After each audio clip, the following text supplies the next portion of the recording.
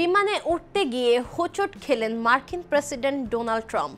New জার্সির Morris টাউনে সাংবাদিকদের সঙ্গে কথা বলার পর এয়ারফোর্স ওয়ান বিমানে উঠতে গিয়ে সিঁড়িতে তাকে সামান্য হোঁচট খেতে দেখা যায়, আর সেই ক্লিপ মুহূর্তেই ভাইরাল। শুধু তিনিই নন, একই অভিজ্ঞতার মুখোমুখি হয়েছেন সাবেক প্রেসিডেন্ট জো বাইডেনও। তিনি শুধু একবার নয়, একাধিকবার এয়ারফোর্স ওয়ান বিমানটির সিঁড়িতে হোঁচট খেয়েছেন। এমনকি একবার তো প্রায় পড়েই যাচ্ছিলেন, আর সেই ভিডিওটাও তখন ভাইরাল হয়ে যায় পুরো নেট দুনিয়ায়। এয়ারফোর্স ওয়ান যুক্তরাষ্ট্রের প্রেসিডেন্টের বিমান, বিশ্বের অন্যতম আধুনিক বাহনগুলোর একটি এটি। এর ভেতরে আছে সুরক্ষিত যোগাযোগ ব্যবস্থা, অপারেশন থিয়েটার আর বিলাসবহুল সব সুযোগ সুবিধা। কিন্তু একটা প্রশ্ন অনেকেরই মনে আসে, এত আধুনিক বিমানে এখনো কেন প্রেসিডেন্টকে হাতে ধরা সিঁড়ি বেয়ে উঠতে হয়? আর যে দেশে আছে সবচেয়ে উন্নত প্রযুক্তি, সেখানে প্রেসিডেন্টের জন্য এত সেকেলে সিঁড়ি কেন? মার্কিন বিমান বাহিনীর অবসরপ্রাপ্ত অফিসার চার্লস গ্রিমস জানিয়েছেন, এর সবচেয়ে বড় কারণ হলো নিরাপত্তা। প্রেসিডেন্টকে ওঠানো বা নামানোর সময় সবচেয়ে বেশি গুরুত্ব দেওয়া হয় তার নিরাপত্তাকে।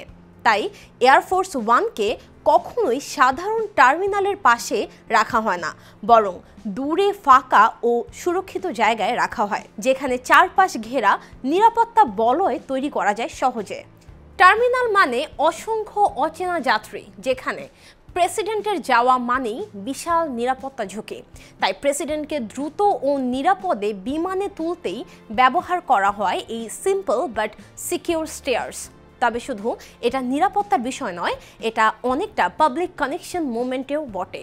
প্রেসিডেন্ট যখন এই সিঁড়ি দিয়ে ওঠেন বা নামেন, তখন তিনি দর্শকদের দিকে তাকিয়ে হাত নাড়েন, লাল গালিচায় হাঁটেন, যা একদিকে নিরাপত্তা নিশ্চিত করে, আবার অন্যদিকে তৈরি করে ক্ষমতা ও মর্যাদার প্রতীকী দৃশ্য।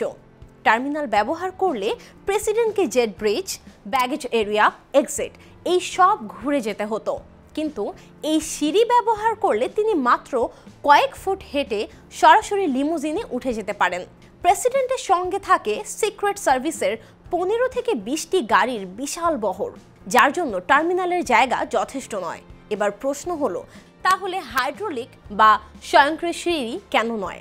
বিশেষজ্ঞদের মতে এই সিঁড়িগুলো নিরাপত্তার দিক থেকে পুরোপুরি নির্ভরযোগ্য নয়, আর প্রেসিডেন্টকে এমন কোনো লিফট বা মেশিনে উঠতে দেখা তা একদমই মর্যাদা সম্পন্ন দেখায় না বলে অনেকের মতামত। তাই বলা যায়, এয়ারফোর্স ওয়ান যত আধুনিকই হোক, তার এই সাধারণ সিঁড়িটাই আসলে নিরাপত্তা, ঐতিহ্য আর প্রেসিডেন্সিয়াল মর্যাদার প্রতীক। আপনার কি মনে হয়, প্রেসিডেন্টদের জন্য আরও আধুনিক কিছু ব্যবহার করা উচিত, নাকি এই ঐতিহ্যই শ্রেষ্ঠ? কমেন্টে জানান আপনার মতামত।